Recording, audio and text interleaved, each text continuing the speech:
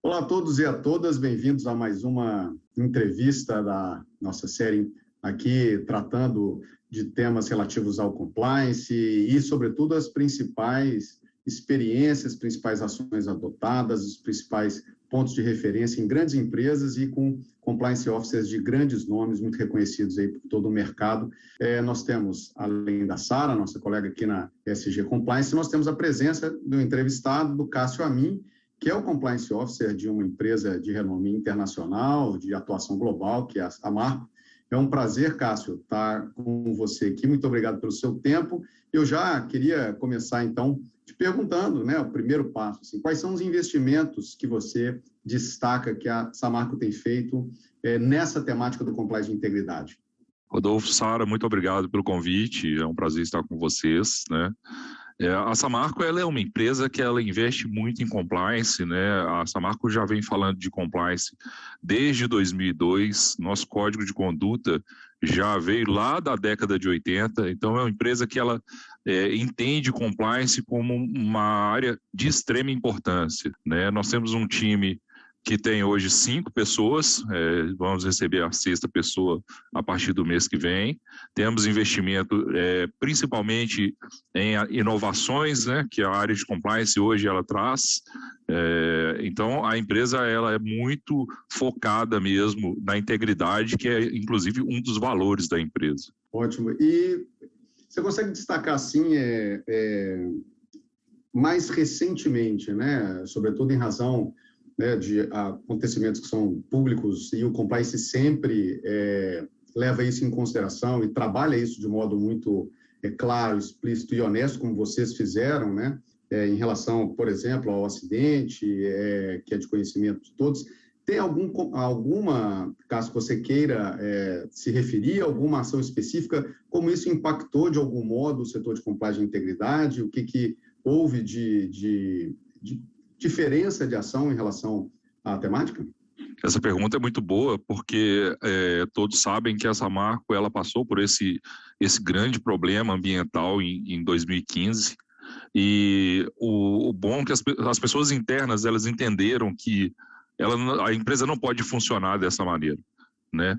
E outros acontecimentos poderiam, inclusive, significar o fim da Samarco. Então, as pessoas compraram a ideia do compliance, trazer segurança para a empresa, né? Nós temos uma due diligence muito robusta, as contratações internas nossas passam por essa due diligence, né? A área de suprimentos é uma área parceira de compliance, então a gente não deixa nenhuma contratação passar sem ter, no mínimo, uma análise de compliance. A ouvidoria funciona muito bem, né? Em parceria com as pessoas. E a gente é uma empresa que as pessoas hoje falam de compliance internamente, né? Ontem nós tivemos aí um webinar com os nossos diretores, nós colocamos a alta direção para falar de assuntos que são de extrema importância para a empresa e, assim, com alto número de participação, pessoas fazendo perguntas, interessadas. Então a gente vê que a Samarco ela leva o compliance a sério, né? E até por causa dessa questão do acidente, hoje a gente tem como slogan uma mineração diferente, porque a empresa ela pensa, em primeiro lugar, na integridade, na ética, na segurança das pessoas, para depois pensar realmente na mineração. Legal. Cássio, eu reparei que você mencionou que o investimento em compliance na empresa vem desde 2002, mas de 2015 para cá, né, depois do acidente, você percebeu que houve um engajamento maior das pessoas com o programa de compliance, vamos dizer, um buy-in, né, dos próprios colaboradores e da alta direção maior depois desse evento? É bom falar nesse assunto, assim, eu falo que compliance a gente tem que ser sempre inovador, sempre trazer coisas novas para não ficar cansativo, né? Uhum. E aí nós trouxemos várias ideias. Então, em 2019 a Samarco desenvolveu um jogo para poder falar de compliance e a participação de 100% do público que divulgou, falou com as outras pessoas. Então a gente foi mudando cada vez mais o jeito de divulgar o compliance. E a gente vê isso no dia a dia, quando a gente vai nas unidades, as pessoas te param, você é o Cássio do Compliance, você é a Aline do Compliance, e querem saber um pouco mais do que está sendo feito. Então, eles são interessados pelo Compliance, né? Como eu disse, quando a gente teve o acidente, a empresa ficou super preocupada de não ter mais nenhum tipo de mídia negativa. Então, eles tiveram que planejar um compliance bem mais robusto, mas ao mesmo tempo que fosse disseminado na empresa, né? Que fosse algo aceito pela empresa e não imposto. E eu acho que isso facilitou para que... E a gente vê a participação da alta direção, né? Os conselheiros da Samarco, eles são muito engajados em compliance. A gente tem reuniões mensais para falar só de sugestões de compliance, nem é um retorno do compliance para o conselho, mas sim conselhos do conselho para o compliance. Isso faz toda a diferença, né? Sobre isso, até me chamou a atenção aqui, Cássio, assim, tem algum destaque que você possa dizer? Assim, eu imagino que a própria estrutura de governança de compliance, dentro da estrutura de governança da empresa, ela deve ter passado por alguma modificação, né? Aí a minha curiosidade o que se destacaria, assim, caso tenha havido alguma mudança de diferente dentro da estrutura de governança do compliance no contexto da governança corporativa? Hoje a compliance está debaixo da diretoria jurídica e também responde para o conselho, né? Então nós temos dois backgrounds, né? O interessante é que o compliance era uma área muito mais robusta, era a área que tinha riscos, controles internos, governança, e hoje a gente tem essa separação. Então a gente tem um gerente de governança, um gerente de riscos e controles internos e o gerente de compliance, né? A gente tirou as áreas, desligou uma parte da outra, justamente para dar essa autonomia para que as áreas pudessem fazer o seu trabalho. Até porque a área de controles internos e riscos, elas acabam sendo uma segunda linha de defesa, né?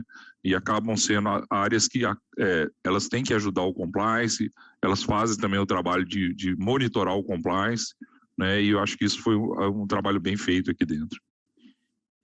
Interessante. Aproveitando essa pergunta do Rodolfo sobre governança do compliance, eu queria fazer uma pergunta que não é unânime dentro, né, das empresas com relação ao compliance, que é com relação ao comitê de ética, se ele é consultivo ou deliberativo. Existem empresas em que o comitê de ética ele é só consultivo e existem empresas em que ele é deliberativo. Eu queria saber como vocês endereçam essa questão aí na Samarco. Tá. Só dando primeiro uma distinção, nós temos dois comitês internos. O nosso comitê de compliance, na verdade, ele é um comitê que avalia as demandas de alto risco nas due diligence. Ele é formado por uma pessoa de suprimentos, uma pessoa do jurídico, o representante de compliance e o requisitante da contratação. Então, esse comitê nosso, apesar de chamar comitê de compliance, ele é diferente. O comitê que seria de compliance nosso é o comitê de conduta, né, que formado pelo presidente, a diretora jurídica, a gerente geral de RH, é um comitê deliberativo, né? Então a gente sai com determinadas situações que o comitê pede para poder fazer, o comitê ele traz modificações dependendo da situação, né? Então ele sugere que sejam feitas mudanças a fim de buscar melhorias e ele tem participação muito ativa junto ao compliance. Excelente. Eu imagino que isso seja realmente uma melhor prática, até porque no ramo da mineração o risco, se fala em riscos muito altos, né? Então eu acho importante que seja realmente um comitê deliberativo. Mais algum dos resultados que você gostaria de mencionar advindos, né, desse crescimento, né, do engajamento em compliance que você tem observado dentro da empresa ao longo dos últimos anos? Sim, nós passamos por um momento de pandemia, né, que acabou afastando as pessoas, né? A gente entende que foi um momento muito difícil, a gente não conseguia ir nas unidades, viagens estavam proibidas, e mesmo assim a gente tentou ficar próximo. Então nós montamos treinamentos que eram interativos, usando nós mesmos para falar com as pessoas, né? E também eu tenho comigo que a gente tem que conhecer a fundo o negócio da empresa para poder fazer um compliance de acordo com aquilo que a empresa precisa, né? Não adianta nada eu ter o melhor compliance do mundo, mas eu não tenho o melhor compliance para a empresa. Então, a gente tem que pensar muito nesse ponto. E, internamente, a gente tem esse trabalho de ficar próximo das pessoas. Cada membro do compliance tem que visitar as unidades, tem que falar com as pessoas daquela unidade, tem que divulgar o canal, divulgar os documentos, as políticas, o código. Então, isso é parte do nosso trabalho e a gente vê que isso traz um resultado positivo para a empresa. Cássio, uma dúvida aqui, uma curiosidade também aqui. Você é um compliance officer que tem uma longa trajetória aí também em outras indústrias. Você destacaria alguns pontos de desafio maior na indústria de mineração, comparado com a experiência que você tem em outras indústrias, em outros campos de negócio? Assim, apesar de que eu trabalhei bastante em mineração, mas em diferentes ramos, né? Então, passei pelo cimento, depois passei pelo refratário e agora estou na indústria do aço, né? Então, assim, do minério de ferro, na verdade. E o que eu vejo da mineração é que a gente tem desafios relacionados a outros assuntos, outras temáticas que estão surgindo. Então, a diversidade, inclusão e equidade é um desafio enorme na mineração, porque a gente vê um domínio enorme de homens, né? Então, a gente enfrenta aí um certo preconceito, não só com as mulheres, mas pessoas com orientação sexual que não são do sexo masculino, né? Então, a gente tem que tomar todo esse cuidado para que as pessoas sejam aceitas, né? Então, a Samarco ela tem feito um trabalho de diversidade, inclusão e equidade muito bom, buscando essa parceria com as pessoas, para que as pessoas entendam que nós temos que respeitar pessoas, né? Que a gente não funciona se não tiver esse ambiente seguro, agradável para as pessoas. Ótimo. E, Cássio, assim, caminhando agora já para a parte mais final, eu queria saber de vocês o que é ir no setor de compliance, o que move vocês, assim, o que motiva, o que brilha os olhos, quais são as próximas ações, os projetos estruturantes mais relevantes para a Samarco dentro do setor de compliance? O que move, para mim, que é a oportunidade de mudar o nosso país, né? Infelizmente, a gente vê muita situação ruim no país acontecendo, vê muita mídia ruim, e eu acho que esse trabalho ele tem que começar por nós. Nós é que temos que chegar a falar, e quando você chega num lugar e você recebe de uma pessoa um feedback positivo, isso é muito gratificante, né?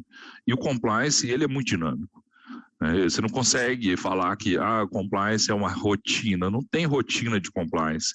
A gente cada dia aprende mais, cada dia a gente entende que pode fazer diferente pela empresa, que a gente pode trazer novidades.